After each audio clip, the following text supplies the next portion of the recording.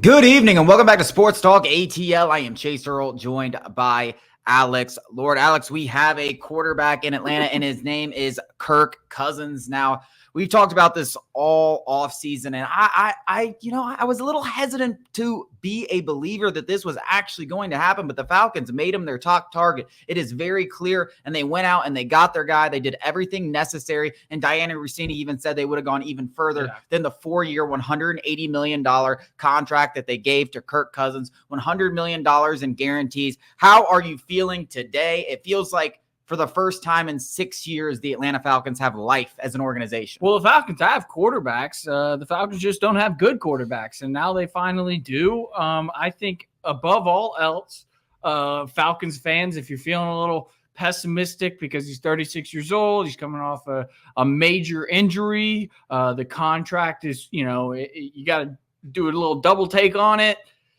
We're going to be the favorites to win the division, and the expectations are that we will be hosting a postseason game for the first time in Mercedes-Benz Stadium history.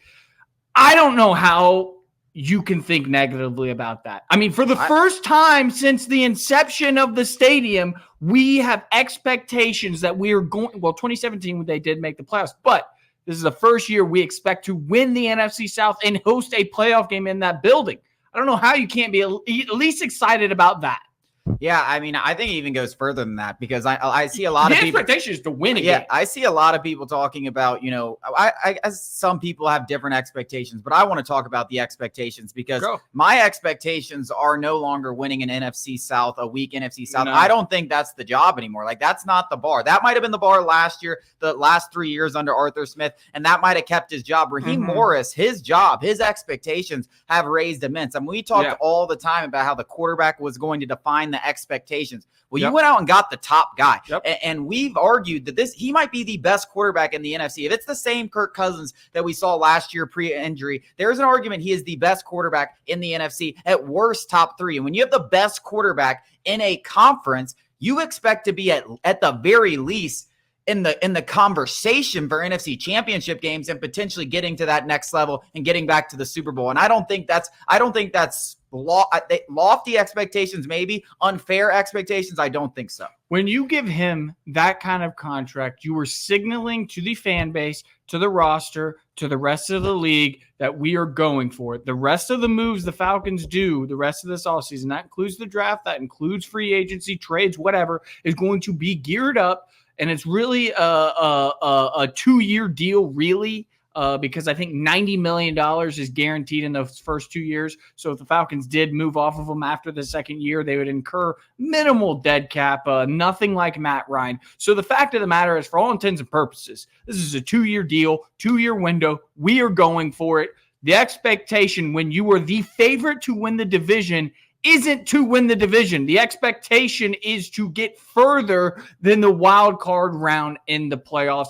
And if you think otherwise, you need to raise your expectation levels, because we need to hold this team, this fan base entirely needs to hold this team accountable, because if they fall short, there will be hell to pay. I mean, they cannot escape criticism. The Tampa Bay Bucks just were one possession away from going to the NFC Championship, and that team was maybe better than the Falcons by this much. I mean, seriously, if Baker Mayfield doesn't throw a touchdown with 30 seconds left in that game, we might be talking about the Falcons going and beating the Eagles in the playoffs, and that's without Kirk Cousins. I mean, this is a team that squeezed out 7 wins in spite of having the worst quarterback play. And I forget who it was, but they wrote about it on Bleacher Report when they graded it, and they graded it an A, and I believe it is an A. And the first line that he said is the truest thing of all. They went from the worst quarterback situation in the league, which is what the Falcons had last year, to the best in the NFC. Now, you can argue whether it's the best or the second best or the third best.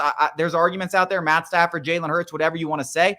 But they are in the conversation now. So anybody complaining, I just don't even understand the complaints. I get, people talking about cap hell. That doesn't even make sense. This is a 2-year deal. If it doesn't work out, we wasted 2 years. Guess what? If we punted on this season by not getting Kirk Cousins, that was a wasted year anyways. The reason why the Falcons were in quote-unquote cap hell because of Matt Ryan's contract is the exact thing the Saints are currently doing. When you constantly restructure to make cap space for the present, you are doing it at the expense of the future. So that's kind of what happened with the Falcons when we took on that insane dead money, most of which came from Julio Jones and Matt Ryan, whose contracts were constantly restructured to keep kicking the can down the road to help maximize the team's chances of winning in that moment.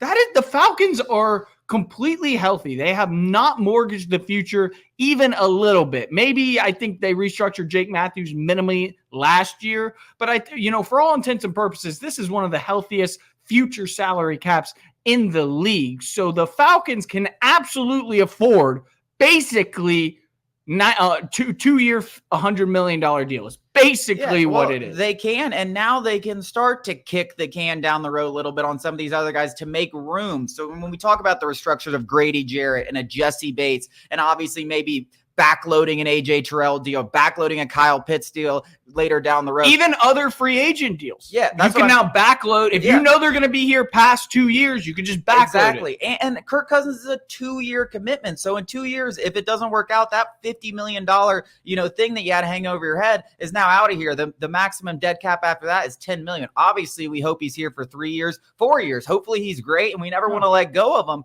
But I can't fathom the fact that the Falcons, especially after what we talked about yesterday, Alex, we didn't have any options. As much as people wanted Justin Fields, let's be clear, the league didn't like Justin Fields for a reason. He is not a better option. Baker Mayfield was off. Russell Wilson was off. Where are you going to go? We can't trade up in the draft. No. There was nothing else out there. We were in a corner and we punched out of it. And now you have a chance to seriously contend. Yeah, listen. You're not smarter than the rest of the league. And though we like to think we aren't either. The reason why Justin Fields is still on the Chicago Bears and he's in line for a backup position is because the entire NFL told you exactly what they think without saying it. They don't believe the guy at this juncture in his career. That's not to say he couldn't, but at this juncture, he is not currently a starting NFL quarterback. And I think the Steelers going off on the streets and signing a guy in Russell Wilson who has, I know he signed for league minimum, but if he was actually out there for signing for free agent, he wouldn't sign much above that. Like, I'm telling you the truth. They went out and got that guy instead of Justin Fields, who's on a very similar deal if they were just to acquire that last and not pick up the 5th-year option. So I think the Justin Fields thing needs to be just thrown in the trash. I think Falcons fans and NFL fans in general need to get that out of your head. This isn't video games. Because it's exciting doesn't necessarily translate to wins. This isn't Street 2. Like, this is fantasy. This is not fantasy. No one cares about how many rushing yards he gets. This isn't how good the quarterback, running back, wide receiver. This isn't 7-on-7. Like, this is the NFL. So put that aside. Now I want to go back to the Falcons and how you said they had no options. I think that you saw a GM who recognized he needed to get a quarterback to win.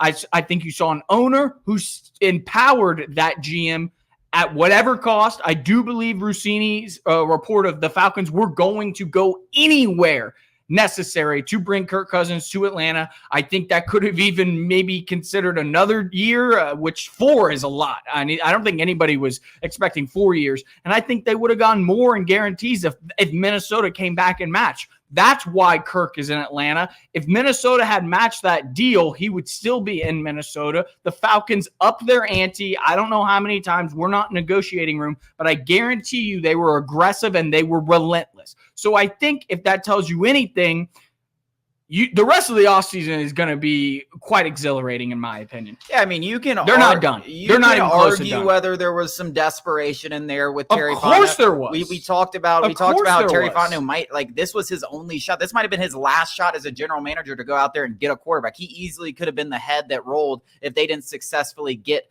this deal done. You can make the argument about the Achilles. There's some arguments that could be made, but what cannot be argued today is that the Falcons made the best of kind of a crappy situation when it came down to it. They weren't going to get one of those best, those top draft picks in the draft. They didn't get Baker Mayfield, who already signed. Russell Wilson, did you really want him? I mean, what are we talking about here? Justin Fields, not as sexy as he looked on paper or maybe on fantasy. And they went out there and they got the number 1 free agent, one of the top quarterbacks, and they're going to be contending for not just the NFC South, but in this conference. And as a Falcons fan, like they finally, had some balls. Like, let's just call it what it is. Who are you to say this franchise is too good for a 36-year-old Kirk Cousins? Who are you? This franchise has been a loser since 2017. And since before Matt Ryan, they were big losers before that.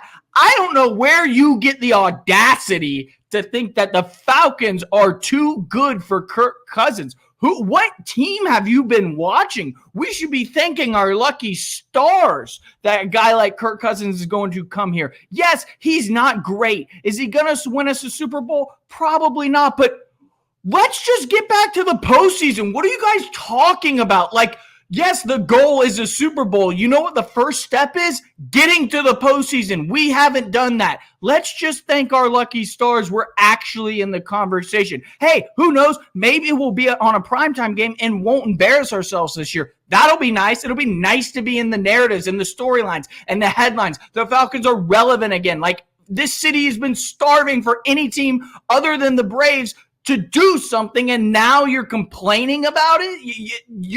It's a hurt fan base. Let's talk about the fact that he's 36 years old. So the one aspect that's really intriguing to me is the fact that prior to the 2020 season when we brought in Arthur Smith, or was it 2021 season when we brought in Arthur Smith, the intriguing fact is we brought in a new head coach and we had this aging quarterback that's 36 years old and Matt Ryan. Now we have a new head coach and we have this aging quarterback that's 36 years old and Kirk Cousins. And I think that's where a lot of the people's, they're like, oh, we're just doing the same damn thing again and we're going to end up in the same spot 5 years down the road. Well, listen, Kirk Cousins and Matt Ryan, the way that they aged has been polar opposites. Kirk Cousins might have been a top 15 quarterback 5 or 6 years ago. Last year, he was a legitimate top 5 quarterback, Matt Ryan by age 36 we were taught maybe a top 15 quarterback, maybe. So these guys have aged much differently. And yes, the Achilles injury, that's the one thing that you have to look out for. You hope that he can bounce back and be the same guy. But if he is the same guy, I mean, I don't think people realize how good a football Kirk Cousins was playing. I mean, the guy was playing like an MVP candidate. Yeah, this just goes back to, not just Falcons fans, NFL fans in general usually watch one team. It's their favorite team. And, there's a select few who watch a lot of other games. Kirk Cousins was playing at an MVP level, like you said, on pace for around 5,000 yards, 40 touchdowns. I mean, when's the last time we had that? 2017, 2018? 2016. I mean, that was like the 5,000-yard MVP. This is crazy, guys. And Matt Ryan. And you guys are harping on this Achilles thing, and I understand it to a certain extent, except I don't because the advancements in the medical field have made an Achilles injury for a guy who doesn't rely on his mobility basically a guaranteed comeback. Like, I don't know what this isn't 1990 where an Achilles is effectively a career ender. Like, and on top of just the medical advancement in today, if Kirk Cousins is outside of the pocket, the play's already dead. Consider it that. Kirk Cousins works in the pocket, and that's what he does. He acting like you need your Achilles. Listen, if it was Bijan Robinson or Kyle Pitts, I'm worried. I'm really worried. Might never be himself again. This is a Kirk Cousins guy he's probably got 100 yards, less than 100 yards scrambling in his career. It'll be okay that he's not as mobile as maybe he was when he was 26. His entire thing is 3-step drop, get the ball out on Tom, which is exactly what Zach Robinson wants in his offense. Exactly the same thing that Raheem Morris and Terry Fontenot talked about all offseason, is getting a guy that's accurate, on time, stuff like that, leads the offense. This is exactly who they wanted. And they made it clear very obviously that this was their top target, especially when all the NFL insiders started coming together. But when they made it the most obvious is when they walked out there and said, hey, here's 4 years, $180 million, $100 million guaranteed. They went out, they got their guy. Nothing was going to stop them. And you got to give them a little bit of credit. I give the Falcons as much crap as anybody. You do as well. And there's a lot of things that they deserve to get crap, but they finally went out there and took a risk. And if it doesn't work, it doesn't work. But at the end of the day, punting on the season wasn't going to work either. It wasn't going to get us any closer to a Super Bowl, punting on the season and having Jacoby Brissett or Sam Darnold. Like, the Vikings are literally talking about getting Sam Darnold. That was literally going to be us. That was going to be us. Like, is that really what you wanted? Like, you wanted to punt on the season that bad? Yes, let's go tank for the number 1 overall pick. Guess what? That guy might suck too. And then we're crap. Like, there's no guarantees in this business. There's no guarantees. So you should be happy that we landed Kirk Cousins. I could do another one if you want. I just don't know what to do.